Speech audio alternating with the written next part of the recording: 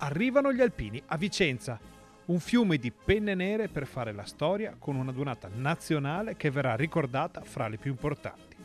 E noi di Rete Veneta saremo a fianco degli alpini e della gente per raccontare questo evento storico. Si parte venerdì sera con una puntata speciale di Focus dedicata alla dunata e agli alpini con le iniziative del capoluogo berico e del territorio.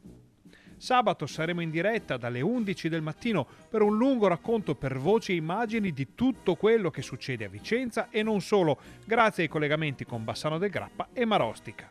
Un'intera giornata dedicata agli alpini che si concluderà in serata con la diretta della festa in centro dei tanti cori che si esibiranno nelle chiese di Vicenza e con i collegamenti dai campi per raccontare anche chi è a casa le emozioni di questo imperdibile appuntamento.